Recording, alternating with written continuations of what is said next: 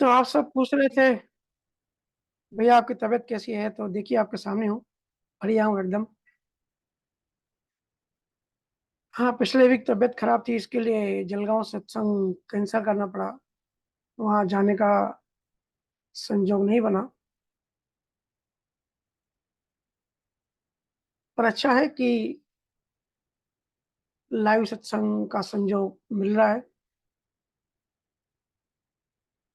अब दिवाली सामने है तो आप सब बिज़ी होंगे। महिला घर की सफाई में बिज़ी होंगी, पुरुष दुकान धंधे में टॉप सीज़न होगी। पर उम्मीद है घर की सफाई करते-करते अपने चित्त की सफाई भी करना ना भूलें, वो भी ज़्यादा ही ज़रूरी है। अब पिछले वीक का जो सत्संग में चर्चा करी थी, उसके बाद काफ़ी सारे ईमेल्स आए, जीवों के मैसेज आए, कहते हैं कि भैया बहुत ही गहरा सत्संग आप करते हो, बहुत ही ऊँची बातें उसमें होती हैं। तो जीव कहते हैं कि हमको कम से कम 10 बार सुनना पड़ता है समझने के लिए, इसे एक बार में समझ में नहीं आता या हमारे ज़हन में अंदर बैठता नहीं है। प्लीज़ आप आसान भाषा का उपयोग किया करें। अरे भई, मैं क्या करूँ? मैं तो पूरी कोशिश करता हूँ कि गुरु महाराज का, कबीर साहब का, दरिया शाह महाराज, दादू दयाल, केवल ज्ञान सिंपल और सरल शब्दों में कहूँ, ताकि सभी तरह के जीवों को समझ में आए, क्योंकि सुनने वाले हर तरह के जीव होते हैं, बच्चे से लेके एजेड तक। पर मैं भी क्या करूँ, ना चाहते हुए भी जहाँ होता हूँ, वहाँ की बात ही निकल जाती है, उस लेवल की बात ही निकल जाती है। मेरे हाथ में है नहीं और ऐसा भी नहीं है कि कुछ सोच समझ के बोलता हूँ।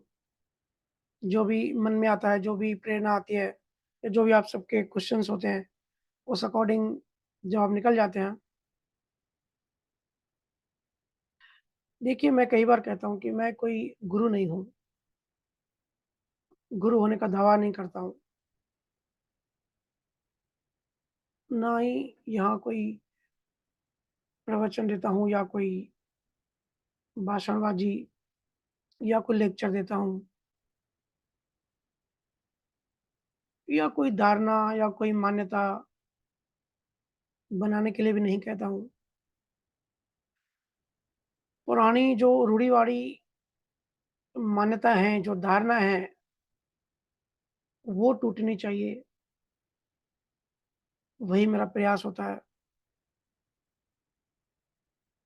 सारे विश्वासों से, सारे अंधविश्वासों से,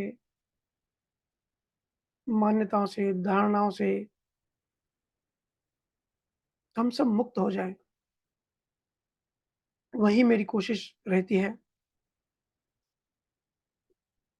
सब माया और ब्रह्म की ही भक्तियों के नशे में लीन है। गुरु महाराज भी कह-कह के थक गए कि ये सब माया की भक्तियाँ हैं, इनसे मुक्त हो जाओ, इनसे छूट जाओ, इससे पार कैसे जाया जाए? उसका सिर्फ़ अनुभव शेयर करता हूँ, क्योंकि हमको एक पिंजरे से निकल के दूसरे पिंजरे में नहीं जाना है। हमको हमेशा के लिए सारे पिंजरों से मुक्त होना है।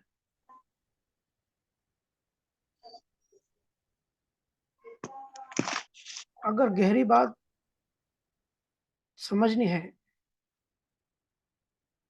तो आपको अपनी चेतना का स्तर ऊपर करना पड़ेगा, अपनी चेतना को बढ़ाना पड़ेगा। देखो ना, यूट्यूब पे हज़ारों लोग सुनते हैं, पर मैं ये भी जानता हूँ कि 70-80% लोगों की चेतना के स्तर बहुत नीचे है, क्योंकि संसार का माया जाल ही कुछ ऐसा है।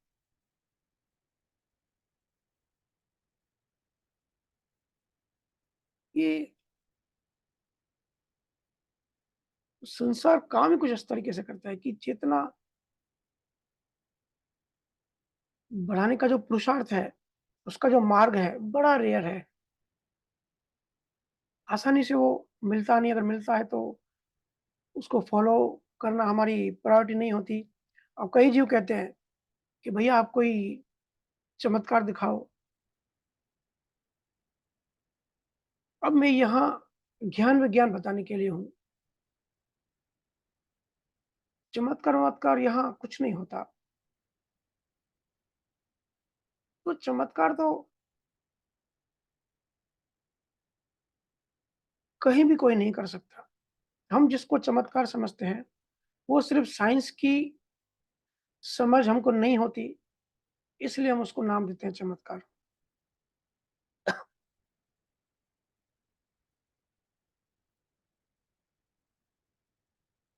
अब देखो ना आप जगह-जगह पंथों में सत्संग होते हैं, सो कॉल्ड गुरु बाबा लोग होते हैं, वो चमत्कार की बातें करते हैं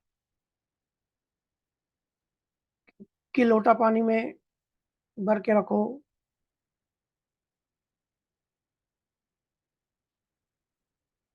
पानी में कुछ मंत्र-तंत्र देते हैं, ये डाल के पूरी रात रखो, फिर सुबह को वो पानी पी लो तो आपकी बीमारियाँ ठीक हो जाएँगी।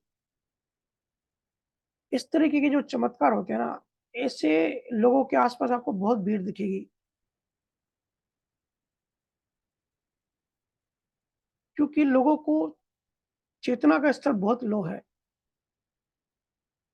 उनको ज्ञान-विज्ञान आसानी से समझ नहीं आता। वो देहध्यासी होते हैं। वो अपने आप को शरीर समझते हैं, इस संसार को सच्चा मानते हैं। पूरा गाढ़ा होता है उनका देहध्यास। उनको सिर्फ़ अपने मतलब, अपने स्वार्थ और देह की बात ही समझती है। उनकी अगर प्रायोरिटी देखोगे ना, तो वो भी संसारी होती है और ऐसे गुरु की भी प्रायोरिटी संसारी होती है।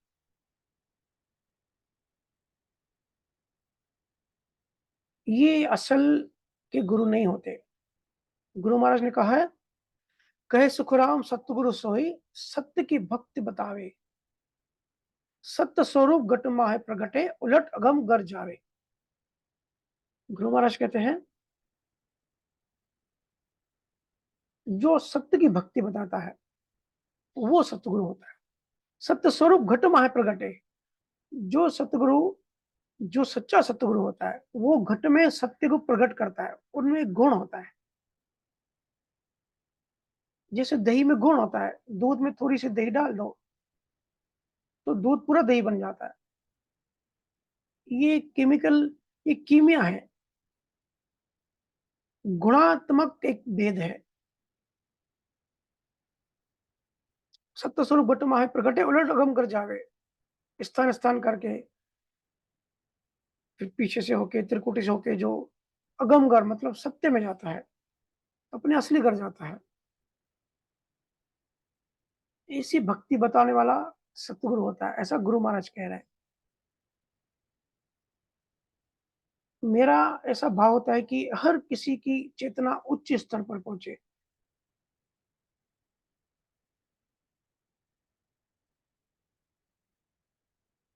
क्योंकि किसी भी इंसान की अगर चेतना उच्च स्तर की है, तो उसके आसपास का जो संसार है, वो प्रभावित होता है। उसके अंदर भक्ति के गुण पैदा हो जाते हैं और लोग चमत्कार में फँसते हैं, क्योंकि हर किसी को अपने-अपने दुःख होते हैं। देखो ना, हम हर किसी को अपनी-अपनी परेशानियाँ होती है। सबको अपने-अपने घर संसार, पति-पत्नी, बच्चों के दुःख होते हैं। देह धर्म को वो श्रेष्ठ समझते हैं। उसी के लिए पूरी ज़िंदगी संघर्ष चलता रहता है, एक स्ट्रगल चलता रहता है कि मेरा सब ठीक हो जाए।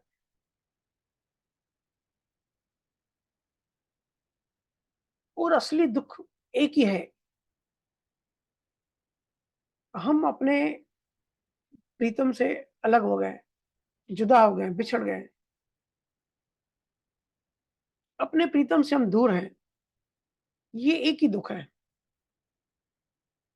और ये कोई फिलॉसफी नहीं, ये एक सत्य वास्तविकता है। इस वास्तविकता को, इस सत्य को शब्दों में नहीं कहा जा सकता, सिर्फ महसूस किया जा सकता है।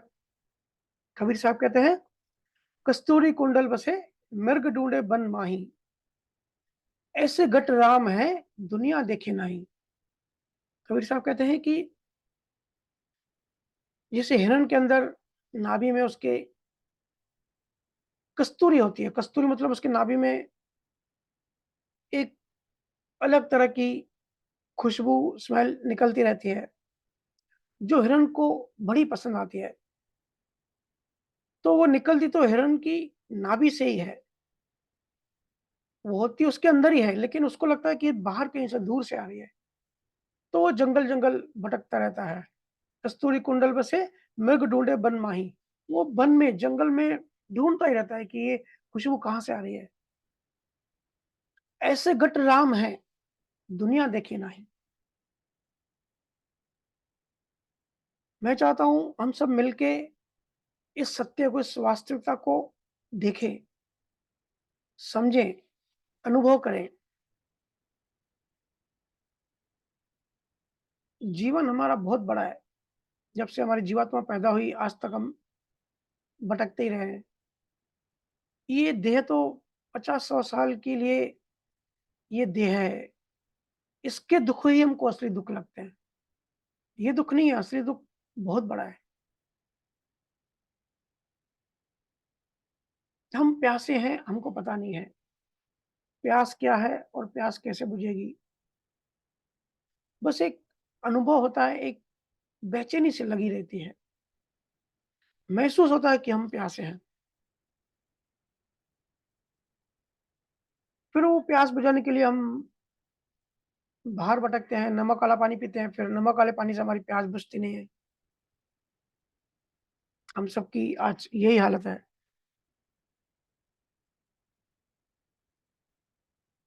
क्योंकि उस जीव ने कहा कि भैया, हमारे परिवार में अगर कोई चमत्कार दिखा दे तो बड़े सब लोग प्रभावित हो जाते हैं। लेकिन गुरु ज्ञान की अगर बात करें तो उनको थोड़ी-सी इंटरेस्ट थोड़ा कम आता है। मैं समझता हूँ जिनकी चेतना कम स्तर की है, उनको संसार बड़ा मीठा, बड़ा प्यारा लगता है। वो कहते हैं कि भाड़ में जाए ज्ञान-व्यान, मैं कैसे ठीक रहूँ, मेरा संसार, मेरा धंधा कैसे बढ़े, उसका कोई शॉर्टकट फ़ॉर्मूला बताओ। मेरा भाई, मेरा देवर हमारी प्रॉपर्टी नहीं दे रहा है, उसका सॉल्यूशन बताओ। लोग इस चक्कर में रहते हैं।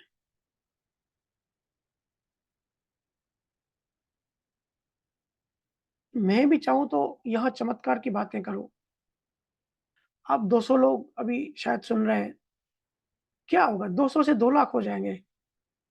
लेकिन करना क्या है? मुझे यहाँ लो चेतना वालों का झुंड इकट्ठा नहीं करना है।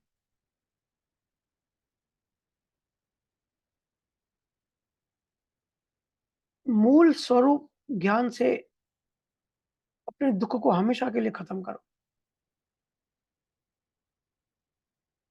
चमत्कारों से तो आपका दुःख और बढ़ जाता है, आप और बंध जाते हो। एक कामना पूरी हुई, दूसरी कामना पैदा हो जाती है। तो वो मुक्ति नहीं है, वो बंधन है।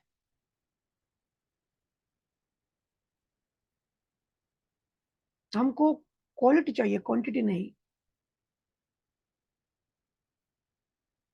अपने नज़रिए को बड़ा करो। संसार के, घर के जंजालों से ऊपर उठो। दुनिया को ध्यान से देखो, हो क्या रहा है?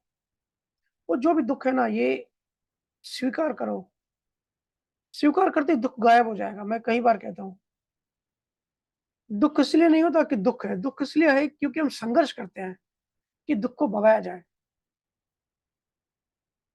हमारा सब ठीक हो जाए। इस संघर्ष में, इस स्ट्रगल में एक्चुअली हम दुखी होते हैं। हम स्वीकार नहीं करते और ज़्यादा तो मनगढ़ंत होता है। फैक्चुअल होता नहीं, असल में कुछ होता नहीं, मनगढ़ंत होता है। मन को ऐसे लगता है।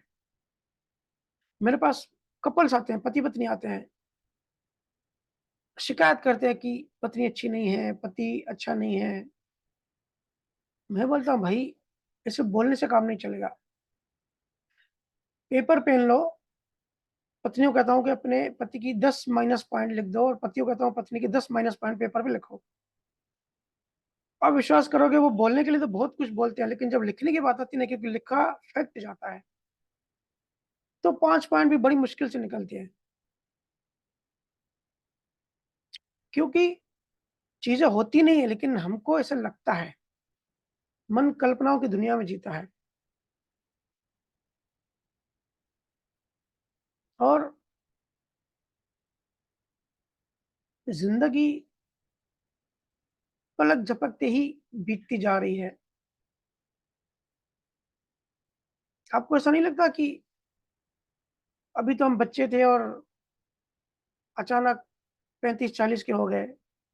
कभी थोड़ा गौर करो, कभी सोचो कि उम्र कैसे बीतती है। आज मैं बैठा हुआ था, ऑफ़िस का काम कर रहा था। मेरे पापा आए, बोले कि मोबाइल का रिचार्ज कर दे, खत्म हो गया है। बोले यार 60 दिन का रिचार्ज किया था, तो ये 60 दिन कितने जल्दी खत्म हो गए। ऐसा लगता है कि कल ही तो रिचार्ज कराया और 2 महीने हो भी गए। तो मुझे मिल गया मौका। मैंने बोला पापा सोचो, ऐसे ही आपकी उम्र गुज़र गई। अभी अपने बचपन को याद करो। बचपन को याद करो, फिर भी ऐसा लगेगा कि अभी कल की तो बात है। अभी बचपन में हमने ये शरारतें की, ऐसे-ऐसे खेले, ये सब करते थे। ये सब कल की तो बात है और बुड्ढे बन गए। मैंने कहा पापा अभी आपके जाने का समय आ गया। बोले यार तेरी बातें बहुत डराने वाली होती हैं। जब भी बात करने आओ तो ऐसा कुछ बोल देता है कि डर पैदा हो जाता है। मैं भी जब मौका मिल जाता है तो ऐसा कुछ निकल जाता है सहजता से। तो बोले फिर अभी मैं जाके भजन करता हूँ। तो बैठ गए जाके ध्यान में। मैं गया दूसरे रूम में, देखा तो ध्यान में बैठ गए। मौत याद करा तो सब ध्यान में बैठ जाते हैं। देखो सत्य है मौत, लेकिन हम सब भूल जाते हैं। इसलिए मैं ध्यान पे फ़ोकस करता हूँ, ध्यान पे फ़ोर्स करता हूँ कि जितना समय मिले ध्यान में डूबो। हम पहले जागृत अवस्था में ध्यान करते हैं, फिर धीरे-धीरे जब गहराई बढ़ती है, फिर सपना देखोगे ना, सपने में भी हम ध्यान करते हैं, फिर सुषुप्ति में भी हम ध्यान में हैं, फिर जागृत में भी ध्यान में हैं। ऐसे तीनों चारों अवस्थाएँ जो चेतना की चारों अवस्था हैं, इन चारों अवस्थाओं में देखेंगे ना, तो ध्यान ध्यान स्थिर ही होता है। फिर मौत के समय भी हम ध्यान में ही होते हैं, मौत के बाद भी हम ध्यान ही होता है। शरीर कब छूट जाता है, एक लड़ाई नहीं होती, एक स्ट्रगल नहीं होता, सहजता से छूट जाता है। ध्यान में सूक्ष्म में जाके पार्टिकल्स को देखो, सूक्ष्म सूक्ष्म चीज़ों का अनुभव करो, डार्क मैटर को देखो, डार्क एनर्जी, स्पेस, ब्रह्मांड, इन सब का अनुभव करो।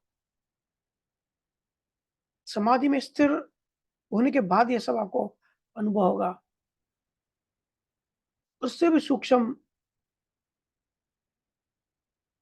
कैसे मनस्तत्व, अहंकार तत्व, महतत्व ये सब कैसे बने? ये सब जब अनुभव में आएगा ना आपको, तो ये अपने घर संसार के छोटे-मोटे छोटे-मोटे दुःख आपको बहुत छोटे लगेंगे। ये तो आपको ध्यान में नहीं आएँगे। क्योंकि जब चेतना ऊपर है, तो आपको ऊपर की चीज़ें, बड़ी चीज़ें दिखेंगी। फिर ये सब आपको बच्चों जैसी बातें लगेगी। गुरु महाराज ने भी कहा है, अगाध बोध में शायद, बच्चे का एग्ज़ाम्पल देके कि जैसे बच्चा होता है, फिर बड़ा होता है, ऐसे मुझे एग्ज़ैक्टली साखी गुरु महाराज की याद नहीं आ रही है, लेकिन बहुत ही प्यारी साखी है, कभी और दिन लेकर आऊँगा। गुरु महाराज का कहने का जो सार है वो ये है कि हम जब ऊपर उठ जाते हैं तो चीज़ें बहुत छोटी लगती हैं, बच्चे जैसी लगती हैं और हम नीचे होते चीज़ें बड़ी लगती हैं, जिसको हेलीकॉप्टर दृष्टि भी कहता हूँ मैं। और इसलिए हम सबको संसार से अपने-अपने परिवार से, अपने-अपने संसार से लगाव है। जहाँ संसार से लगाव है, वहाँ भय है, वहाँ डर है। लगाव के कारण ही मजबूती से पकड़ के बैठे हैं संसार को, कि मेरा ये नहीं बिगड़ जाए, मेरा वो नहीं नुकसान हो जाए। दुनिया बड़ी डायनामिक है, ज़िंदगी डायनामिक है, लेकिन हम स्थिर पकड़ के रखना चाहते हैं कि बदल नहीं जाए, अभी अच्छा समय चल रहा है, हमारा बिज़नेस बड़ा अच्छा चल रहा है, कहीं बिज़नेस डाउन नहीं हो जाए, बड़ा समाज में हमारा नाम है, कहीं नाम खराब ना हो जाए। लगाव को छोड़ना नहीं चाहते, इसलिए सत्य संघर्ष करता ही रहता है हमारा मन। घर-घर में झगड़े क्यों होते हैं? क्योंकि दुनिया ज़िंदगी बड़ी लगती है और ट्रू लगती है, बड़ी गाढ़ी लगती है, बिल्कुल सही लगता है। देखो हम ट्रेन में जाते हैं तो कैसे एडजस्टमेंट करके बैठते हैं, चलते हैं, जो मिलते हैं दूसरे पैसेंजर्स, उनके साथ हँसी-मज़ाक करते हैं, दोस्ती करते हैं, साथ में खाना भी शेयर करते हैं। क्योंकि अंदर में एक सबकॉन्शियसली एक मैसेज होता है कि थोड़ी देर है बस, घंटा, 2 घंटा, 5 घंटे में अपनी मंज़िल पे पहुँच जाएँगे, तो क्या झगड़ा करें? लेकिन घरों में, परिवारों में झगड़े होते हैं क्योंकि ऐसा आभास होता है कि ज़िंदगी तो बड़ी है, इन्फ़िनिट है, 100 सालों से भी हम तो प्लास्टिक के बने हैं, लोहे के बने हैं, हज़ारों लाखों साल जिएँगे। हम मर गए तो हमारे बच्चे, ये जो प्रॉपर्टी की लड़ाई होती है ना, आपस में खींचातानी, ये इसके लिए लोगों को लगता है कि भाई मैं जीऊँगा लाखों साल। अगर किसी को थोड़ा याद भी आए कि मैं मर जाऊँगा, फिर मेरे बच्चों को इतनी प्रॉपर्टी, इतना पैसा मिलना चाहिए। मतलब घर में एडजस्टमेंट नहीं होती, हालाँकि घर की, ट्रेन की एक ही बात है। हम चाहे घर में हैं तो भी हम यात्रा कर रहे हैं, ट्रेन में हैं तो भी यात्रा कर रहे हैं और समय का भी बहुत बड़ा डिफरेंस नहीं है। ये टाइम डिल्यूज़न है। ध्यान में जाके पता पड़ेगा कि ज़िंदगी भी 100 साल की ज़िंदगी नहीं है, 100 सेकंड की ज़िंदगी है। तब हम इन चीज़ों में नहीं उलझेंगे, अपनी चेतना को नहीं गिरने देंगे। दुःख तो यही होता है ना कि हमारी कामनाएँ पूरी नहीं हो रही है, हमारी इच्छाएँ पूरी नहीं होती। और याद रखना, आनंद तब ही होता है जब कोई भी इच्छा ना हो। आप अभी अपने मन में सोचो कि मुझे कुछ नहीं चाहिए, देखो हल्के हो जाओगे। जो जैसा है मस्त है, ठीक है। लेकिन नहीं, सबकॉन्शियसली संघर्ष चलता रहता है। एक वॉर, कोल्ड वॉर सबके साथ चलता रहता है। सबके चेहरों पे थकान है, किसी का चेहरा ताज़ा खिला हुआ नहीं दिखता। मन थक गया है ज़रूरत से ज़्यादा मेहनत कर के। हर दिशा में मन मेहनत करता है, लेकिन हाथ कुछ आता नहीं अंत में, क्योंकि जो कर्मों में है वही आएगा। लेकिन हम चाहते हैं जो कर्मों में नहीं है वो भी हमको मिले। संघर्ष करते हैं, लड़ाई करते हैं। फिर जो सस्ती आध्यात्म की दुकान खोले बैठे हैं, ऐसे गुरु ऐसे लोगों को ऊपर उठने नहीं देते। जीव ऐसे गुरु के पास जाते हैं। बहुत सारे हैं ऐसे, हमारे आस-पास ही अगर देखेंगे तो। लोग संसारी गुरु को भी सतगुरु मानते हैं। अब एक 15 लोगों का ग्रुप है, तो वहाँ ऐसे कहा जाता है कि दूसरे का सत्संग मत सुनो, दूसरे गुरु की बात मत करो, उनका सत्संग में मत जाओ। अब इतना डर क्यों है? इतना डरते क्यों हो भाई? उनके सुनने वालों की चेतना इतनी लो, आईक्यू इतना लो है कि कोई अपने गुरु से सवाल भी नहीं कर पाता कि आखिर हमको वहाँ जाने से, दूसरा सत्संग सुनने से मना क्यों करते हो? इतना डर क्यों है? गुरु में कभी डर होता है क्या? जो जिसमें डर है वो गुरु ही नहीं है। जिसमें डर है, भय है, राग-द्वेष है, ऐसे को समझो वो दूर-दूर तक गुरु नहीं है और आगे के कई जन्मों में वो गुरु नहीं है। लेकिन ऐसे गुरु डरते हैं क्योंकि उनकी पोल खुल जाएगी। गुरु महाराज का ज्ञान, कबीर साहब का ज्ञान, सत्य ज्ञान सुन के जो ब्रेन वॉशिंग है, वो टूटने लगती है।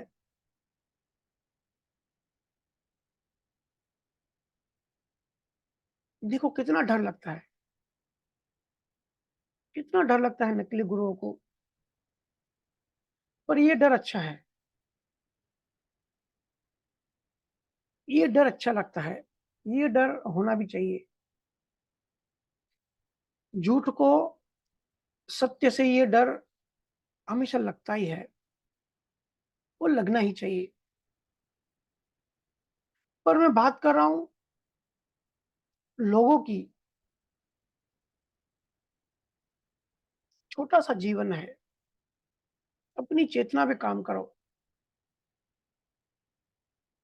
आपके मन में किस तरह की तरंगे, किस तरह के विचार, किस तरह की भावनाएँ आती हैं, इस पे काम करो, अपना खुद का ऑपरेशन करो।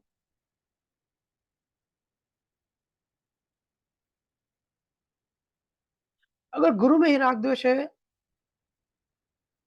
तो आप आपकी चेतना को वो दिखाई देना चाहिए।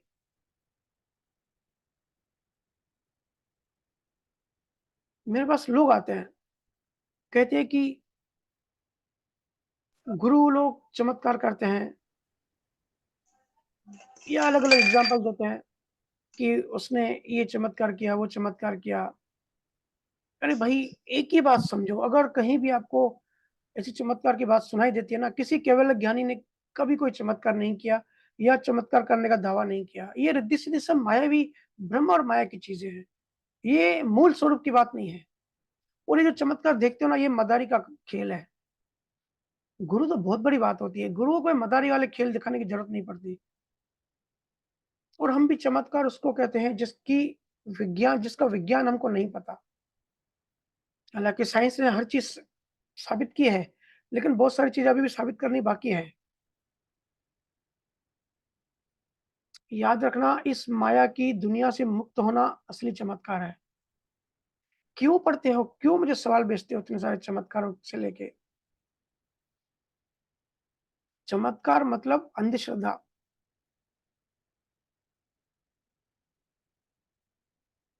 मेरे से लोग पूछते हैं, भैया ये बाबा लोग चमत्कार कैसे करते हैं?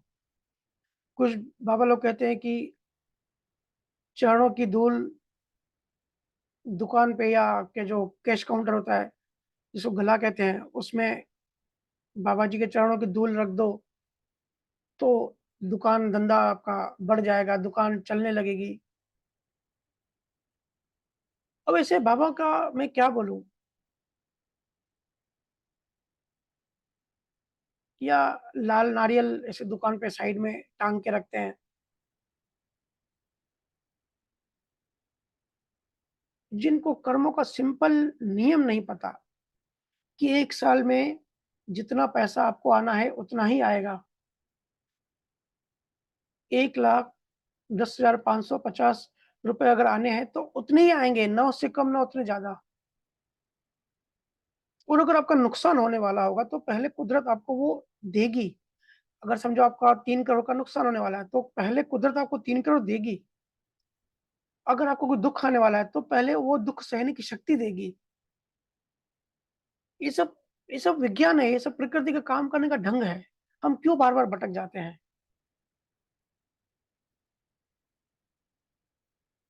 हमारे समाज में ऐसे बहुत गुरु हैं, ऐसे बहुत सारे मौलवी हैं, पादरी हैं, जो बीमारियाँ ठीक करने का दावा करते हैं। अरे भाई! ऐसे चमत्कार मैं हमेशा कहता हूँ, अगर आपके सामने ऐसा कोई आता है, तो ऐसे बाबाओं से, ऐसे गुरुओं से, ऐसे मौलवियों से, ऐसे पादरियों से जाके पूछो कि कैंसर हॉस्पिटल में सबकी कैंसर जाके क्यों नहीं ठीक करते? अगर आपको ऐसे फ्रीडम है, आपके हाथ में अगर कोई पावर है तो। उनसे पूछो कि क्या केले का बीज डाल के आम का पेड़ उगा सकते हो? ये यूनिवर्सल नियम है, इनको कोई चेंज नहीं कर सकता।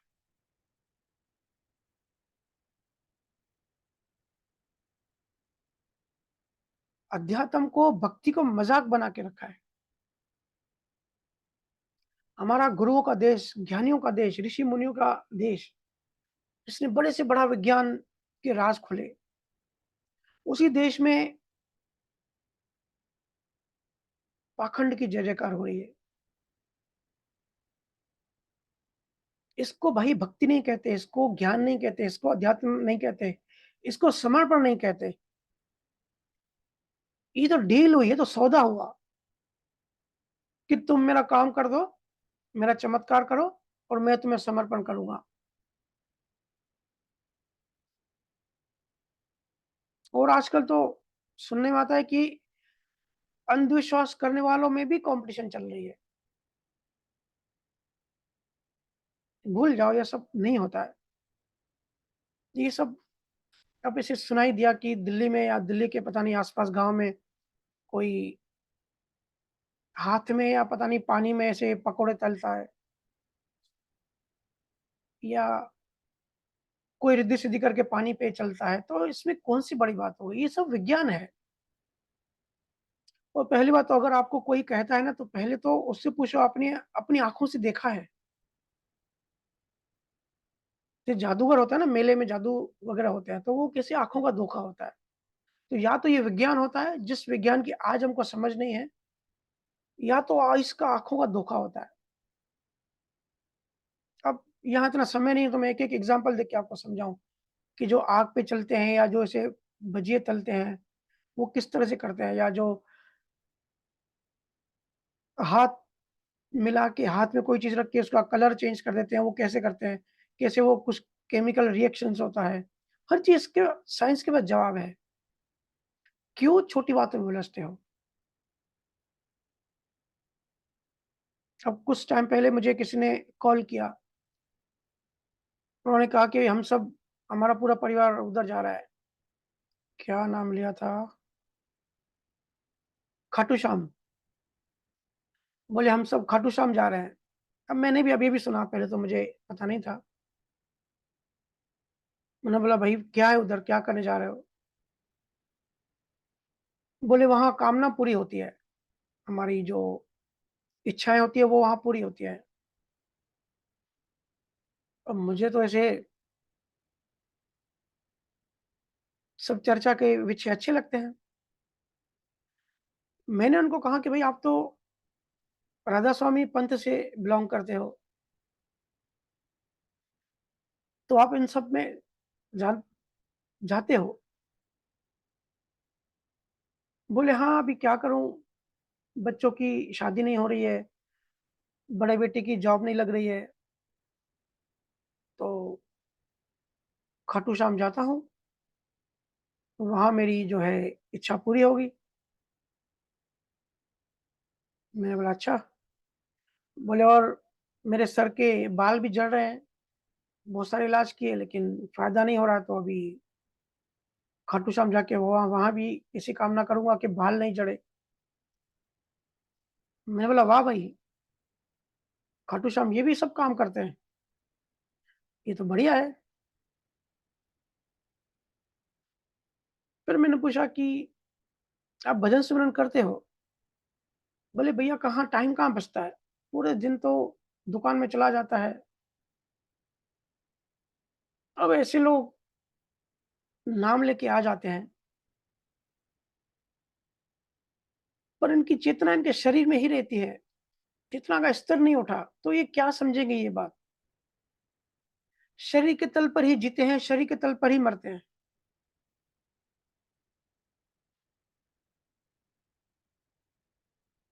अब मुझे नहीं पता खाटू श्याम कहाँ है और क्या होता है वहाँ पे, तो आप बताना कभी।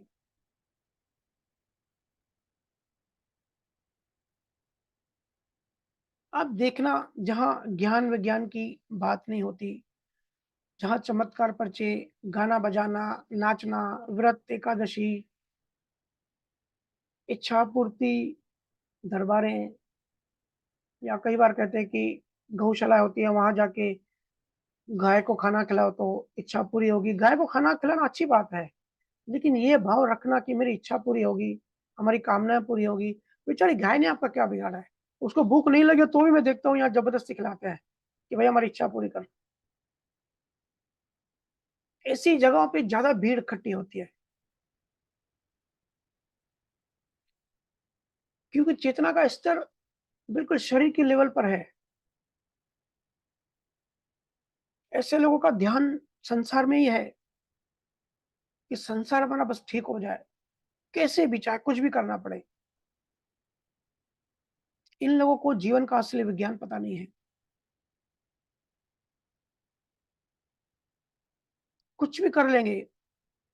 देखो, ऐसे लोग जो है ना, अगर हम सब भी ऐसे हैं तो जानवर जैसे पैदा होता है वैसे ही मरता है। लेकिन उसमें जानवर की गलती नहीं होती। वो प्रकार प्रकृति का प्रकृति के ढंग में ही चलता है, जीता है और मरता है। उसमें ऑप्शन नहीं है चेतना विकसित होने का। तो हम सब भी इंसान एक तरह के जानवर ही हैं। Human being is also a social animal. हम भी चेतना अगर नहीं बढ़ाते तो हम भी जानवर ही हैं। उन जानवरों में हम में कुछ भी फ़र्क नहीं है। और जो ऐसे आपको कोई लोग दिख जाते हैं ना, जिनमें भरपूर वासनाएँ भरी रहती हैं, ये अहिंसक बातें ही उनको बड़ी प्रिय लगती हैं। तो समझ जाओ ये दिखने में तो इंसान हो गया, ऐसे कुछ कर्म हुए रहेंगे उसके, लेकिन ये जानवर ही है। इसकी बुद्धि बिल्कुल जानवर की लेवल की है। लोग मुझे भी लिखते हैं कि भैया आप बड़े चमत्कारी भैया हो, आप में बड़ी पावर है। कहते हैं कि अगर कोई प्रॉब्लम है और आपको सिर्फ़ लिख दी, तो 100% ये प्रॉब्लम सॉल्व हो जाती है। और लोग कहते हैं हमने कई बार ऐसा आज़माया हुआ है। भले आप मना करोगे कि ऐसी कोई पावर नहीं है, लेकिन ऐसा होता है। वो प्रॉब्लम सॉल्व हो ही जाती है। मैं नागपुर में था, वहाँ पे एक आदमी आया मिलने, बोले कि ज़बरदस्ती उन्होंने अपना हाथ मेरा हाथ अपनी पीठ पे रखवाया। हालाँकि मैं अवॉइड करता हूँ, लेकिन अगर सहज रहता हूँ, लोग ज़बरदस्ती करते हैं तो मैं मना भी नहीं कर पाता, क्योंकि मैं मेरे हाथ में नहीं होता हूँ। जो जैसे जो करवाता है वो कर लेता हूँ, आप सबको पता ही है। तो हाथ पकड़ के पीठ पे रख दी। मैं आया, कुछ दिनों बाद उनका कॉल आया, बोले 10 सालों से दर्द नहीं उतर रहा था। जैसे ही आपने हाथ रखा, उसके दूसरे दिन से ही दर्द गायब हो गया है। बोले इसलिए मैं कहता था कि गुरुओं में शक्ति होती है, इसलिए तो मैंने आशीर्वाद लिया आपका, आपका हाथ मेरी पीठ पे रखा। आप लोगों में से बहुत लोग जानते हैं ये सब चीज़ें। भाई, बात को अच्छे से समझो, ये कोई चमत्कार नहीं है, विज्ञान अच्छे से समझो। अक्सर हम फँस जाते हैं ऐसी चीज़ों में। मैं खुद बीमार था पिछले वीक में, जलगाँव जाना, सत्संग कैंसल करना पड़ा। खुद को ठीक नहीं कर पाया तो दूसरे को कहाँ से ठीक कर पाऊँगा? इसको निमित्त का पावर समझो। इसको कहते हैं निमित्त। कभी-कभी ऐसे होता है किसी के निमित्त से किसी-किसी के कष्ट, किसी-किसी के दुःख मिट जाते हैं, पर निमित्त से होता है और निमित्त में कोई पावर नहीं होती। जब भी अगर ऐसा हो, अगर ऐसा कोइंसिडेंटली आपको ऐसा अनुभव में भी आए, तो ऐसा समझना कि सिर्फ़ एक निमित्त है। सिर्फ़ अंदर से थैंक्स बोलो, पर इसको चमत्कार मत समझो। चमत्कार नाम देना गलत है। ये सब लेन-देन होती है, एक ऋणानुबंध होता है और ये यश नाम कर्मा भी होता है। मेरा बहुत बड़ा यश नाम कर्म है इस जन्म में। इसलिए ऐसा आप सबको ऐसा लगता है कि भैया को लिखो और प्रॉब्लम सॉल्व हो गई या इस तरीके के जो भी होता है। उसमें मेरे में कोई पावर नहीं है लेकिन नाम हो जाता है। नाम क्यों होता है ये भी प्रारब्ध कर्म है। ये भी कोई चमत्कार नहीं है, इसमें भी ये भी यश नाम कर्म है। मैं क्लियर फिर से कह देता हूँ कि मैं कोई गुरु नहीं हूँ और ना ही ऐसी कोई पावर रखता हूँ।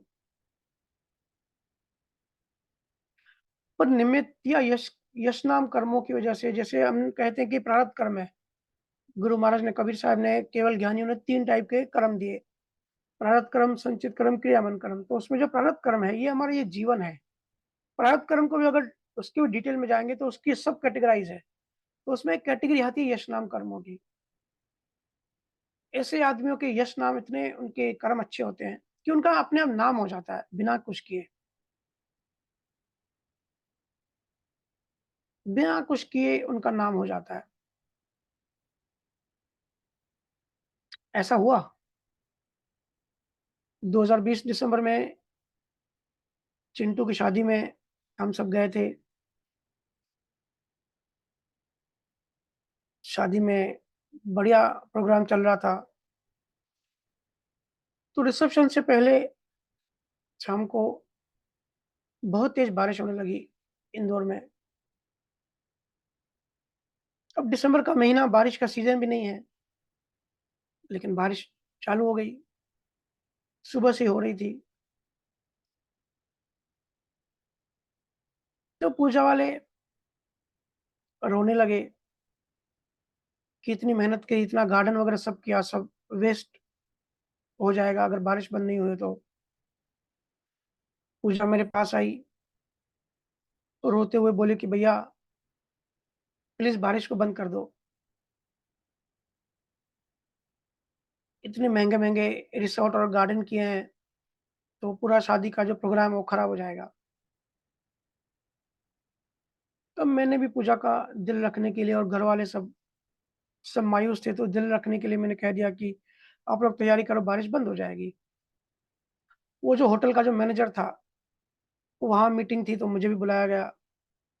मैंने उसको कहा कि आप रिसेप्शन गार्डन में ही करो, वैसी तैयारी आप चालू कर दो। तो मैनेजर बोला कि गुरुजी ऐसे कैसे पॉसिबल है? बारिश बंद नहीं हो रही है, गूगल में भी दिखा रहा है कि रात को 12 बजे तक कंटिन्यू पड़ेगी। वहाँ सामान रख नहीं सकते ऐसे, कुर्सियाँ वगैरह सब गीली हैं, सोफ़ा सब गीले हैं। मैंने कहा भई तू बस तैयारी कर, समय पे बारिश खुद ही बंद हो जाएगी। ऐसे ही कहा जस्ट ऐसे समझो कि एक प्रारब्ध कर्म की वजह से वैसे वाणी निकल गई। मैंने कहा कि 7 बजे बारिश बंद हो जाएगी। तो 7 बज गए, बारिश बिल्कुल बंद हो गई। सब खुश हो गए, सब तैयार होके सबने गार्डन को सजाया, वापस से सब काम पे लग गए। चिंटू के जो मार्केट वाले थे, जो उसके दोस्त यार थे, उन सब ने अपनी आँखों से देखा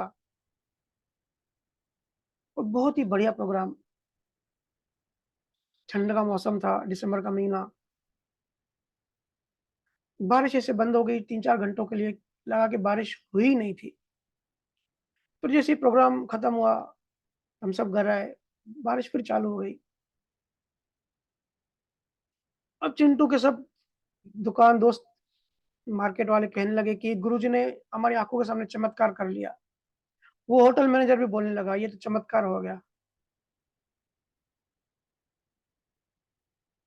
अरे भई, चूहे मेरी कार की वायर काट ले जा रहे हैं, मैं उसको ठीक नहीं कर सकता, तो ये बारिश-वारिश कहाँ से मैं करूँगा? ये कोई चमत्कार-वमत्कार नहीं था, बस एक कोइंसिडेंस था। पर जीवों को अपने गुरु में श्रद्धा होती है, उनको चमत्कार मानना अच्छा लगता है, तो ये सब एक ऋणानुबंध था, एक निमित्त था। यश नाम कर्मों की वजह से सिर्फ नाम हो गया। इसमें चमत्कार जैसी कोई बात नहीं है। और मेरा यश नाम बहुत बड़ा है, ये बात सही है, क्योंकि लाखों जीवों से मेरा ऋणानुबंध है, मेरा हिसाब है। हाथ लगाया और ठीक हो गया, लेकिन ये पावर नहीं है, ऐसा हो नहीं सकता।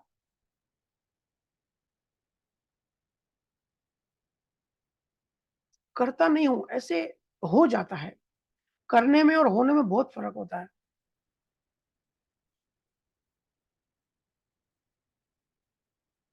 बैठे-बिठाए यश मिल जाता है और ऐसे ही दूसरे कर्म होते हैं अपयश। अब सब कहते हैं ना कि भैया बहुत ज़्यादा मेहनत करते हैं तो भी हमारा नाम नहीं होता, या जितनी मेहनत करते हैं, उतनी हमारी वैल्यू नहीं होती। आप सबका ये एक्सपीरियंस होगा ना, अनुभव। मुझे बहुत लोग ये चीज़ कहते हैं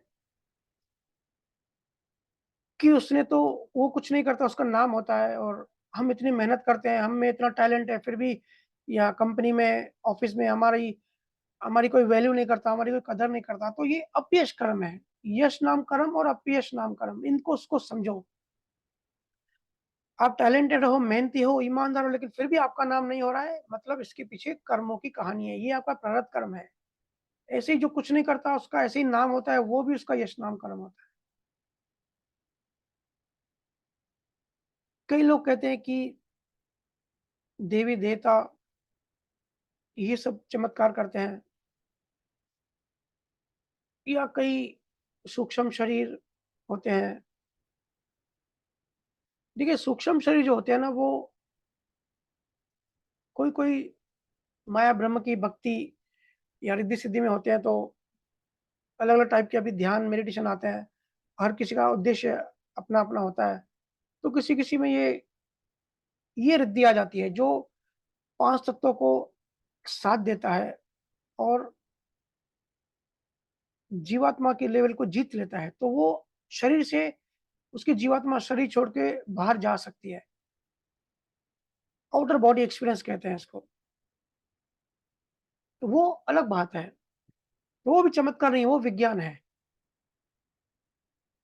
एक बात समझो, देवी-देवताओं की भी उम्र होती है, उनका भी प्रारब्ध कर्म है। जैसे अभी सूर्य है, चाँद है। अब सूर्य क्या है?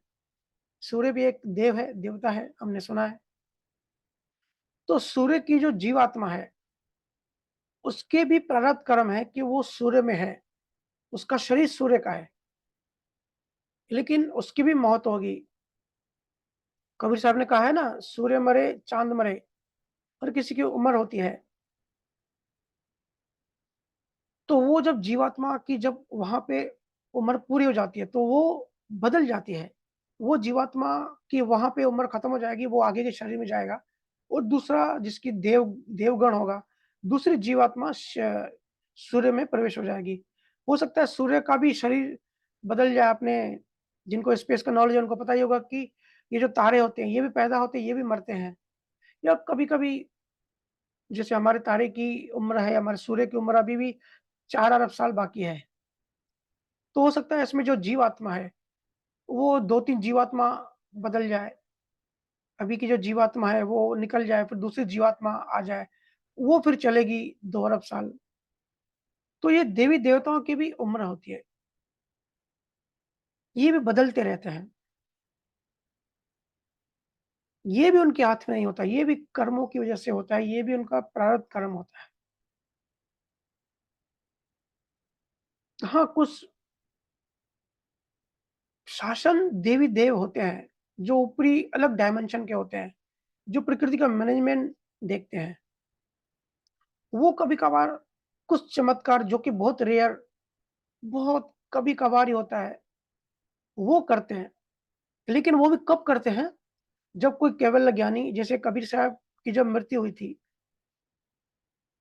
कहते हैं कि जब उनकी मृत्यु हुई थी तब ज़ोरदार बारिश हुई थी। बारिश का मौसम था नहीं और दूर-दूर तक ऐसे बादल दिख भी नहीं रहे थे, लेकिन अचानक बारिश हो गई। या गुरु महाराज की कहते हैं, जब गुरु महाराज ने जब शरीर छोड़ा, तो बहुत आकाश से आवाज़ें आ रही थी। तो ये ऐसे महावीर स्वामी के बारे में भी काफ़ी घटनाएँ हैं। तो ये जो अलग डायमेंशन के शासन देव होते हैं, उनके हाथ में होता है। लेकिन वो भी ये सब केवल ज्ञानी के लिए ही उनका स्वागत करने के लिए या उनको प्रणाम करने के लिए ये सब कर सकते हैं। वो भी इतना उनको फ्रीडम नहीं है, वो भी कभी-कभार बहुत रेयर। बहुत बार आपने भी सुना होगा, मैंने भी सुना है कि कोई ज्ञानी पैदा हुआ या शरीर छोड़ा या किसी गाँव में पैर रखा तो वहाँ बारिश हो गई। तो ये भी करने के पीछे उनका उद्देश्य ये होता है कि जो नास्तिक लोग हैं, वो भी मुड़ जाए अध्यात्म में, धर्म में, भक्ति में, सिर्फ़ मोड़ने के लिए। क्योंकि देवी-देवताओं का भी जो शरीर है वो हल्के परमाणु से बना होता है। हमारा जो ये जड़ शरीर है, इसमें जो परमाणु है, ये बहुत स्थूल है, बहुत इंटेंसिफ़ाइड है। लेकिन देवी-देवताओं का शरीर होता है ना, वो हल्के परमाणु होते हैं। होता उनका भी परमाणु से ही है, लेकिन बहुत हल्के परमाणु से, इसलिए वो ट्रांसपेरेंट हमको दिखाई नहीं देते। उसके लिए हम उसको सूक्ष्म कहते हैं।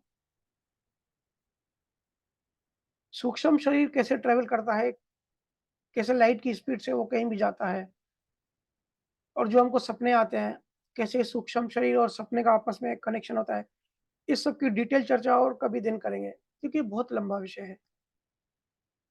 लेकिन बात हमको यहाँ समझनी है कि चमत्कार करने का फ्रीडम किसी के हाथ में नहीं होता। सब कर्मों के नियम से ये दुनिया, ये प्रकृति चलती है। लेकिन हमारा ध्यान वहीं जाता है क्योंकि देखिए एनर्जी का एक नियम है, where attention goes energy flows. जहाँ हमारा ध्यान होता है ना, वहीं ऊर्जा जाती है। इसलिए मैं कहता हूँ ना कि ध्यान को अपने मूल स्वरूप, सत्व स्वरूप में लगाओ, फिर आपकी ऊर्जा पूरी वहीं जाएगी, चेतना ऊपर उठेगी। फिर आपकी चेतना देह में, वासनाओं में, इच्छाओं में, कामनाओं में, तेरी-मेरी में, राग-द्वेष में, ये हो जाए, वो हो जाए, इसमें नहीं फँसेगी। कोई कहता है शिरडी वाले साईं बाबा ने बहुत चमत्कार किए। कोई कहता है कि उस गुरु ने चमत्कार किए। अरे भाई ज़िंदगी के नियमों को समझो, लॉ ऑफ कर्मा समझो। ऐसा कुछ भी होता नहीं लेकिन ऐसा लगता है।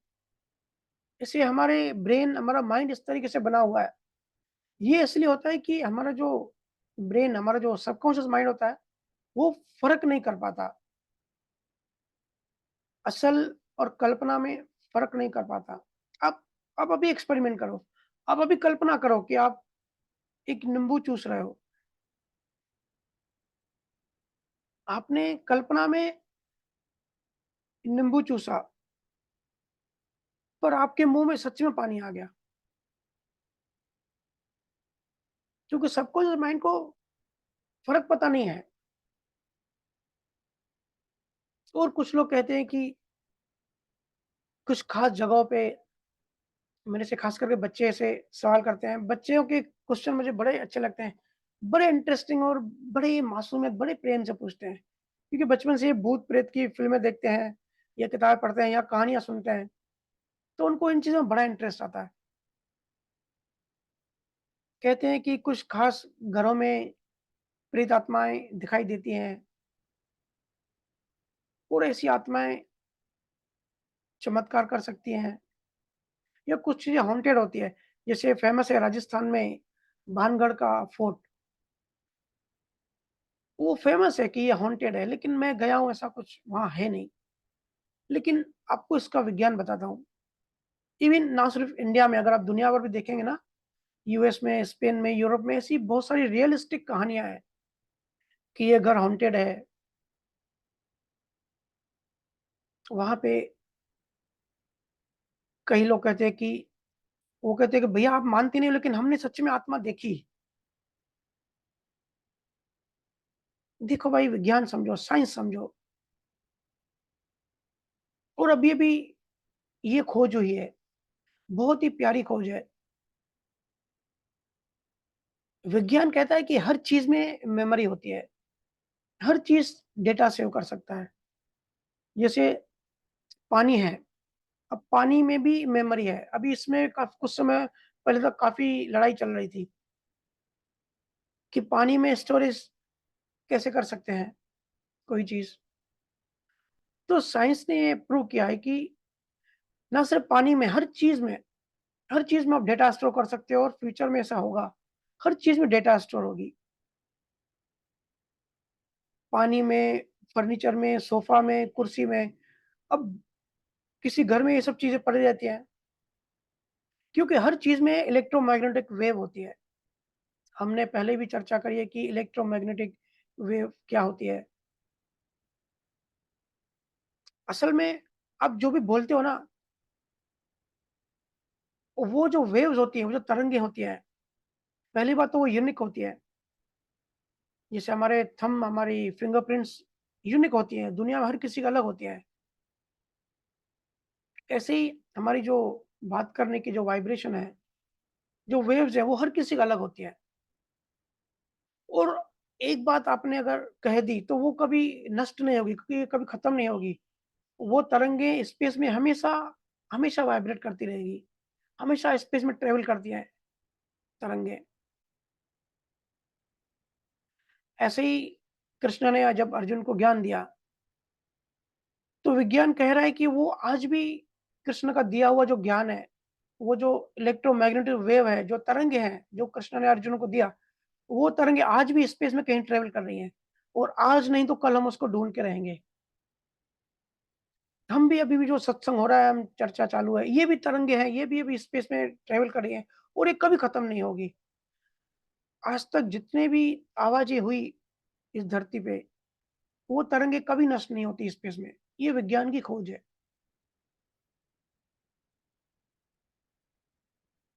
तो जब भी कोई ऐसी हॉन्टेड जगहों पे जाता है, जैसे भूतिया हाउस में जाता है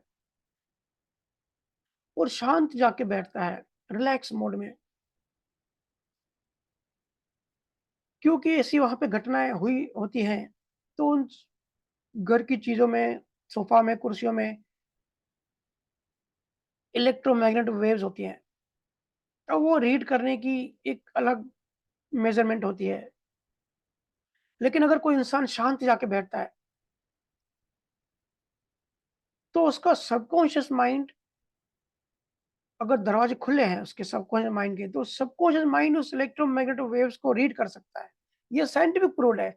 मैं क्योंकि रिसर्च पेपर पढ़ता रहता हूँ, तो वहीं से, मैं कोई साइंटिस्ट तो नहीं हूँ, लेकिन जो नई-नई रिसर्च होती है, उसका ही मैं हमेशा रेफ़रेंस देता हूँ। तो वहाँ जाके अगर कोई बैठता है, तो वो जो इलेक्ट्रोमैग्नेटिक वेव होती है, वहाँ की चीज़ों में, और उसका सबकॉन्शियस माइंड वो रीड कर सकता है। इसलिए उसको ऐसी तस्वीर दिखती है या ऐसी आवाज़ें सुनाई देती हैं। वो आवाज़ें उस समय वहाँ होती नहीं हैं, या ऐसी कोई वहाँ पे एंटिटी नहीं होती, जो उसको दिखाई देती है। लेकिन इलेक्ट्रोमैग्नेटिक वेव्स वहाँ होती है, और जो वहाँ स रिलैक्स बैठेगा तो वो वेव्स अंदर जाएँगी। सबकॉन्शियस माइंड अगर वो अलर्ट होगा तो रीड करेगी, तो उस आदमी को वो दिखाई देगी कि वहाँ कोई आत्मा दिखाई दी, कोई सफ़ेद साड़ी में वहाँ दिखाई दी, या कहते हैं कि मुझे क्लियर आवाज़ सुनाई दी। वो आवाज़ होती नहीं है, लेकिन उसको लगता है। ये मन का विज्ञान है। तो हॉन्टेड कुछ होता नहीं है ऐसे, लेकिन हमको ऐसे आभास होता है। साइंस के हिसाब से विचार भी एक इलेक्ट्रिक है और भाव मैग्नेटिक है, और दोनों जब साथ जुड़ जाते हैं तो बनती है इलेक्ट्रोमैग्नेटिक वेव, और इसी से हमारे नए-नए कर्म बनते हैं। हमने पास्ट में इसकी काफ़ी चर्चा करी है। तो इस तरीके से चीज़ें होती नहीं है, लेकिन हमको ऐसा आभास होता है, हमको ऐसा लगता है। आप कभी मेंटल हॉस्पिटल में जाओ, वहाँ पे किसी मेंटल से बात करो, वो कहेगा कि भई आप लोग मेंटल हो। मैंने अपनी आँखों से वहाँ पे भूत-प्रेत देखा, मेरे से बात किया, वो आवाज़ें मैंने सुनी, लेकिन वो उसी को सुनाई देती है, दूसरे को नहीं सुनाई देगी। क्योंकि हर किसी की अलर्टनेस की लेवल, क्योंकि अल्फ़ा, बीटा वेव्स होती हैं। अब इसमें मैं डीप में नहीं जाऊँगा, लेकिन हमको यहाँ समझना है कि हर चीज़ और हर जगह वेव्स हैं। हम एक वेव के समुद्र में रहते हैं। लेकिन कौन कितना कैसे रिसीव और कितना रिसीव करता है वो उस पे डिपेंड करता है। जैसे मोबाइल क्या है या जो रेडियोज़ हम पहले घर में सुनते थे वो क्या होता था? रेडियो तरंगे तो है ही स्पेस में, लेकिन रेडियो मतलब वो रिसीवर होता था, वो कैच करता था रेडियो वेव्स को, तो उससे कम्युनिकेशन होता था। ऐसे ही भाव बनते हैं, इसलिए कहते हैं सतगुरु में भाव करो, सतगुरु से प्रेम करो, सतगुरु को धन्यवाद दो, क्योंकि ऐसे भाव से आपके अंदर गुरु का तो कुछ ना प्लस होता है ना माइनस होता है, लेकिन आपके अंदर जो ऐसा भाव बनता है, उससे आपकी ऑरा बनती है, ऑरा शुद्ध होती है। आपके अंदर जो एनर्जी फील्ड है, वो क्लीन होता है। आपको एक प्रसन्नता अभी अंदर में दुखी थे, गुरु को धन्यवाद किया, आप में अंदर प्रसन्नता आ जाएगी, डायमेंशन बदल जाएगा, चेतना ऊपर उठ जाएगी।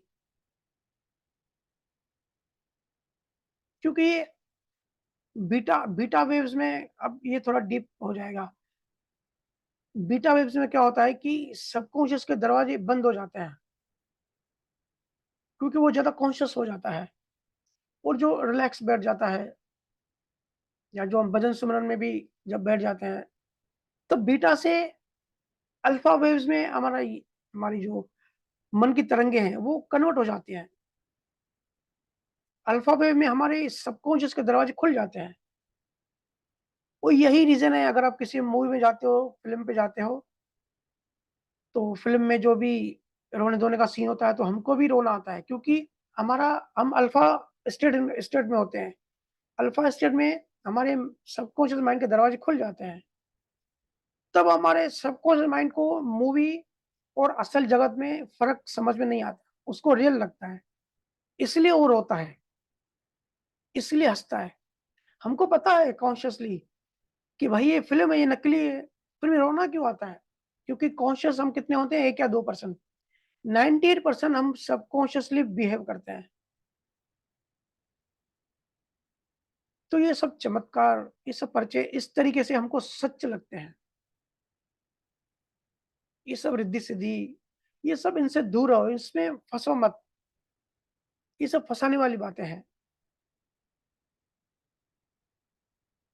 कर्मों के नियम को समझना है, कैसे हमको खुशी का और दुःख का हमारे ब्रेन में कैसे एहसास होता है, ये समझना है। सब डोपामाइन, ऑक्सोटिन, सेरोटोनिन, एंडोर्फिन ये सब इनका कमाल है।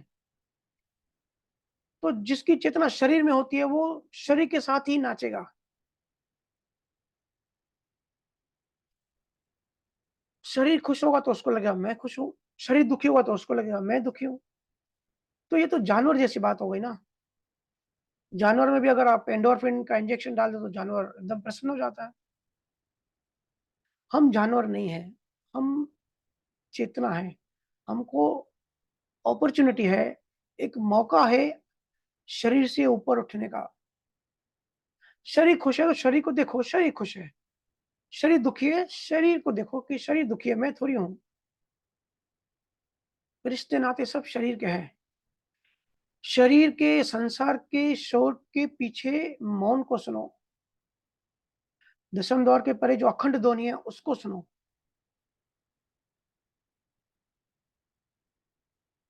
सिचुएशन में फँस जाते हैं। जैसे कोई सिचुएशन आई तो हम क्या करते? अकॉर्डिंगली भाव करते। तो उस समय एग्ज़ैक्टली क्या होता है, अंदर जीवात्मा से मैग्नेटिक वेव्स निकलती हैं। फिर वो कार्मिक पार्टिकल्स को अट्रैक्ट करते हैं। फिर वो जो कार्मिक पार्टिकल्स है उसमें हम जिस तरीके का भाव करते हैं, वो वैसी डेटा उसमें सेव हो जाती है जिसको हम क्रियामन कर्म कहते हैं। इस तरीके से क्रियामन कर्म बनते हैं। ऐसे कार्मिक पार्टिकल्स में डेटा स्टोर हो जाती है। हमने किसी के लिए बुरा भाव किया, तो हमने पार्टिकल्स को पुल किया, उसमें डेटा स्टोर हो गई कि हमने इसके लिए गलत भाव किया। प्रकृति बंध गई और ये डेटा स्टोर हो जाती। अब ये डेटा प्रकृति के पास है, दूसरे शरीर में यही डेटा रिलीज़ होगी जिसको हम प्रारब्ध कर्म कहते हैं। इसलिए अपने दुखों से मत घबराओ। दुःख जो होते हैं ना, कर्म रिलीज़ करते हैं। लेकिन उस दुःख से हम जब दुखी होते हैं, दुखी बनने से हमारे नए कर्म बनते हैं। दुःख से बंधन नहीं है, दुःख से तो कर्म खत्म हुआ, प्रारब्ध कर्म खत्म हुआ, लेकिन दुखी होने से नया कर्म बंध गया। दोनों में डिफरेंस है। इसलिए दुःख आया, स्वीकार करो। मेरा ही किया कर्म था, वो अभी निपटारा हो रहा है, हिसाब-किताब पूरा हो रहा है। अगर अंदर से दुखी हो गए, मेरे बच्चे परेशान करते हैं, बच्चों की शादियाँ नहीं हो रही है, जॉब नहीं लग रही है, पैसा नहीं मिल रहा है, हम दुकान नहीं ले पा रहे हैं, मेरा पति परेशान करता है, पत्नी परेशान करती है, ज़िंदगी भर के दुःख संसार है, शरीर में बीमारियाँ हैं, मुझे ही क्यों सब ये बीमारी होती है, या किसी का अपना कोई गुज़र गया तो पागल हो जाता है। अरे भाई उसकी स्वास्थ्य खत्म हो गई, प्रकृति का आप आपके अकॉर्डिंग थोड़ी चलेगी। हर किसी के इंडिविजुअल कनेक्शन है प्रकृति के साथ। कोई ना आपकी माँ थी, ना कोई आपका पापा था। जब तक शरीर में है तब तक वो एक रिश्ता था। शरीर छूट गया, दूसरे शरीर में चला गया, बात खत्म हो गई। उसको तो याद भी नहीं है, अगर उसका नया जीवन चालू हुआ तो उसको तो याद भी नहीं है कि उसका कोई बेटा-बेटी यहाँ पे रो रहा है। लोग कहते हैं मेरा बेटा डिप्रेशन में है। अरे भाई एक ही इंप्रेशन बार-बार सेव करोगे, उसको कहते हैं डिप्रेशन। डिप्रेशन उसी को होता है जो बार-बार याद करता है एक ही बात को। मैं चाहता हूँ आप सब मास्टर बनें, इन सब चीज़ों के अब एक्सपर्ट बन जाएँ। ना दुःख में दुखी हो, ना सुख में सुखी हो, बस आनंदित रहो। आपकी चेतना हमेशा ऊपर ऊँचे स्तर पे आनंद में रहे। पूरे शरीर के दुःख आएँगे-जाएँगे, इसका असर आप पे ना हो।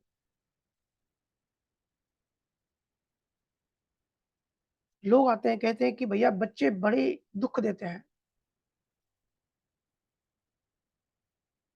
ज़िंदगी भर माँ-बाप बच्चों के पीछे अपना जीवन खराब कर देते हैं। लेकिन जब वही बच्चे अपने माँ-बाप की रिस्पेक्ट नहीं करते, तो माँ-बाप तो अभी उम्मीद करते हैं, एक्सपेक्ट करते हैं कि ये हमारी इज़्ज़त करनी चाहिए, हमारी रिस्पेक्ट करनी चाहिए, हमको पैसा देना चाहिए, कि वो अपनी बीवी में ही गुम हो गया है। तो बड़ा अंदर में पीड़ा महसूस करते हैं। अरे भई, जिसको बेटे से दुःख मिलने वाला है, उसके यहाँ ऐसा बेटा जन्म लेगा, जो उसका दुश्मन होगा ना, वही जन्म लेगा बेटा बन के। अपनी चेतना बढ़ाओ, जहाँ चेतना बढ़ने लगती है, वहाँ सब ठीक होने लगता है। ये बड़ी कमाल की चीज़ है। कोई भी चीज़ आप पे असर नहीं करेगी, क्योंकि कर्मों का बहुत बड़ा विज्ञान है। दुनिया चलती है कर्मों की करेंसी पे। अब मैं एरोप्लेन क्रैश देख रहा था, एयर क्रैश इन्वेस्टिगेशन। 1997 में एक वियतनाम एयरलाइंस का प्लेन क्रैश हो गया, 1997 में। अब देखिए प्लेन क्रैश हो गया, सब लोग मर गए। एक 14 महीने का बच्चा बच गया, इन्फेंट जिसको कहते हैं, बिल्कुल छोटा बच्चा 14 महीने का। सोचो जो जिसकी हड्डियाँ मजबूत थी, उनकी हड्डियाँ टूट गई। लेकिन ऐसा कुछ हुआ, प्लेन क्रैश हुआ लेकिन वो बच्चे को कुछ नहीं हुआ, बच्चा बच गया। ये है असली चमत्कार। कैसे पॉसिबल है? किसी के पास इसका जवाब नहीं है। क्योंकि उस बच्चे का जीवन, बच्चे की श्वासें बाकी थी, तो वो ज़िंदा बच गया। आप देखना, गूगल करना वियतनाम एयरलाइंस प्लेन क्रैश में। ये होता है असली चमत्कार। आप क्यों इस जन्म के बच्चों की चिंता करते हो? पिछले जन्म में जो आपके बच्चे थे, अगर आए तो आपको याद नहीं है, अगर याद होते तो उनकी भी चिंता करते क्या? यहाँ सब कार्मिक रिलेशन है। जितना हो सके जल्दी सत्य को ग्रहण कर लो। मेरा जब कोई बेटा नहीं है, तो किस चीज़ की टेंशन? कोई बात नहीं, कोई बेटा नहीं, मेरा यहाँ कोई है ही नहीं, सिर्फ़ मेरा गुरु है।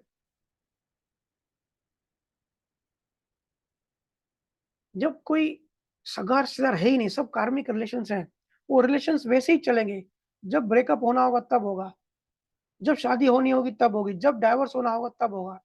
तो क्यों इतनी हम एनालिसिस करते हैं? क्यों ऐसे अपनी चेतना को गिरा के ऐसे बाबाओं के पास भटकते हैं? ये सब रणुबंध है।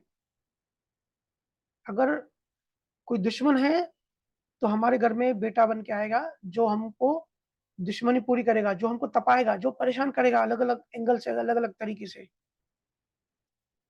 अगर हमने सेवा के भाव किए हैं किसी के प्रति, तो वो हमारा बेटा बन के आएगा, जो हमारी बहुत सेवा करेगा। हमारी बहू बन के आएगी, जो बहुत सेवा करेगी। ऐसा रैंडमली नहीं होता कि भाई उसका बच्चा खराब है, तो वो खराब निकला, इसका बहुत अच्छा है, तो ये सेवा करता है। हम आम-जाम भाषा में बात करते हैं ना कि इसकी बहू तो बहुत अच्छी है या इसकी बहू तो बहुत खराब है। कोई अच्छा नहीं होता, कोई खराब नहीं होता। ओनली कार्मिक रिलेशन।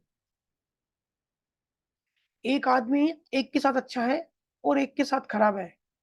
ऐसे कैसे होता है? अगर कोई खराब है तो सबके साथ खराब होना चाहिए और अगर अच्छा है तो सबके साथ अच्छा होना चाहिए।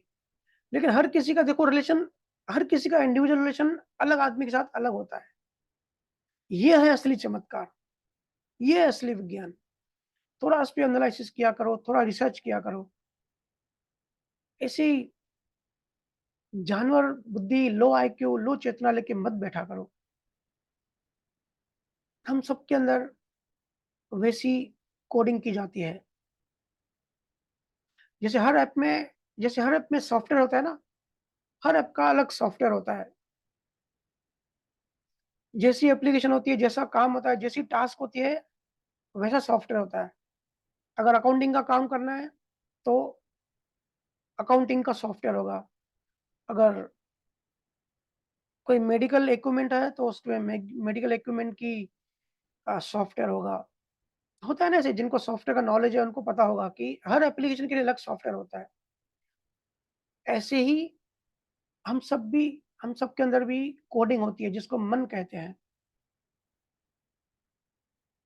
अगर आपने किसी से दुश्मनी पाली, राग-द्वेष पाला, बहुत भयंकर द्वेष पाला, तो वही आपके घर में बेटा बन के आएगा और बेटे के अंदर जो सॉफ्टवेयर है, जो उसके मन में जो कोडिंग होगी, वो ऐसी कोडिंग होगी कि वो आपको परेशान करेगा और ये उस बेचारे को भी मालूम नहीं होता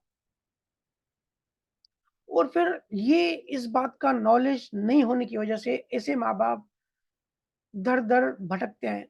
बाबाओं के पास, गुरुओं के पास, दरबारों में जाते हैं कि हमारे बेटे को सुमत दो, खिलाया-पिलाया, पढ़ाई कराई, करियर बनाया, शादी कराई और शादी करवाई तो बीवी के कहने से हमको लात मार दी। ऐसे नहीं होता है, इतना आसान नहीं होता कि भई बीवी के कहने से लात मार दी या कि बहुत सेवादारी है, ये सब सॉफ्टवेयर है, उसके मन में ये कोडिंग की गई है।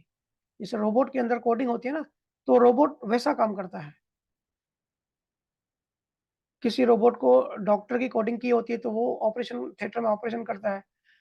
किसी रोबोट को वेटर बनने का की कोडिंग की जाती है, तो वो रोबोट होटल में वेटर का काम करता है। वैसे हम सबके अंदर भी हम सब भी इंसान हैं, एक कोडिंग लेकर आए हैं, एक सॉफ्टवेयर लेकर आए हैं। लेकिन हम वो तो जानवर में भी है, हम में भी है, लेकिन हम में और जानवर में कुछ फ़र्क होना चाहिए ना, वो फ़र्क है चेतना का। हम सब घी स्वरूप हैं, लेकिन दूध में छुपे हुए हैं। हम सब घी हैं, दूध में छुपे बैठे हैं।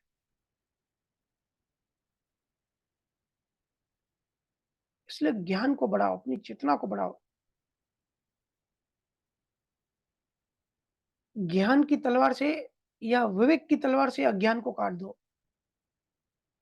ये सब पर्चे, चमत्कार, नाच-गाना, बाबाएँ, व्रत, एकादशी, उपवास, ये करने से ये हो जाएगा, ये करने से वो हो जाएगा। ऐसे मंदिर, ऐसी मस्जिद, ऐसे धार्मिक जगह धार्मिक जगह बड़ी प्यारी होती है। वहाँ जाके आप अपनी आत्मा को पहचानने की कोशिश कर सकते हो। कोई सतगुरु अगर वहाँ पे कभी जीवित था, आज भी उस सतगुरु की वहाँ वायुमंडल होता है।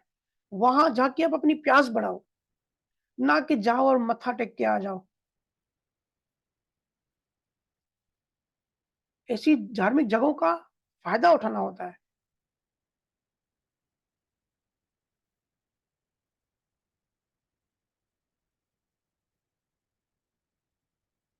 सिस्टम को समझना है।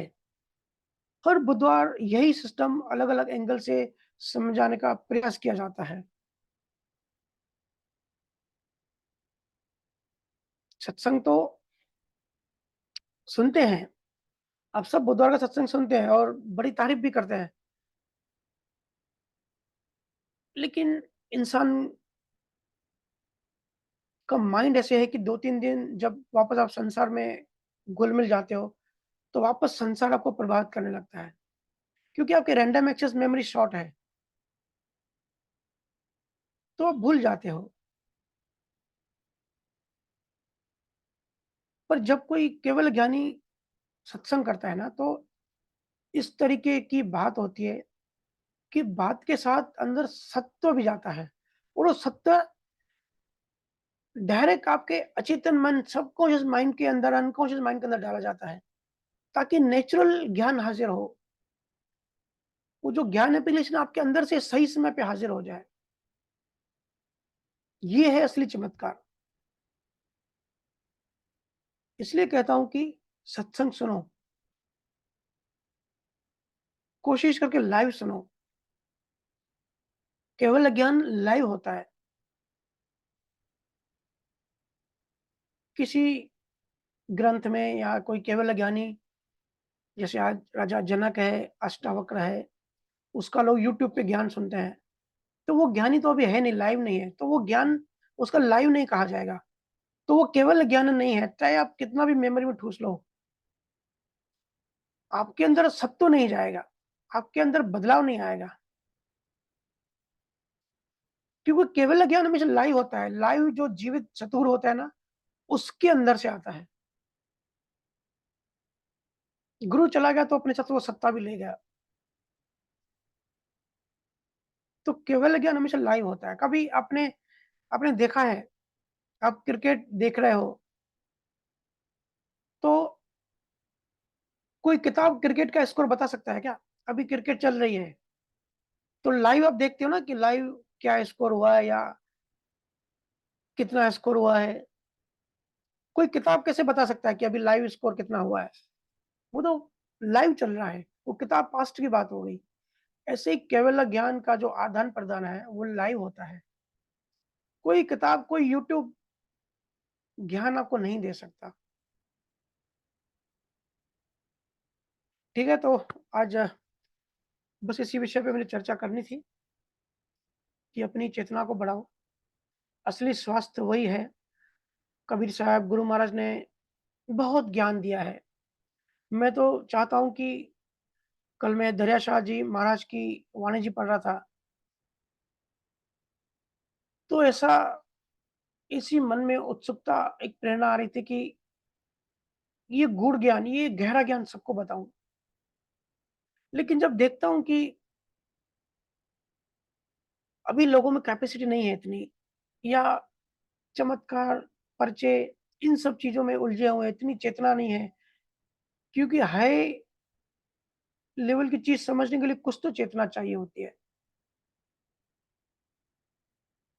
इसलिए फिर सही समय का इंतज़ार करता हूँ। काफ़ी सारे कॉन्सेप्ट्स सोचता हूँ कि इसको, इस कॉन्सेप्ट को खोला जाए। लेकिन हर विज्ञान का एक सही समय आता है और सही जीवों के पास पहुँचना होता है, जिनके साथ ऋणानुबंध है। लेकिन हमको ये समझना है कि हमको, हमारी प्रायोरिटी क्या है? जहाँ भी केवल ज्ञान, मतलब केवल ज्ञान का मतलब जहाँ सत्य स्वरूप की बात हो रही हो, उसको आप टॉप प्रायोरिटी में रखो। मैं सुनता हूँ कि अरे भैया, आज घर पे मेहमान आ गए या हम बाज़ार चले गए, आज मार्केट चले गए तो सत्संग मिस हो गया।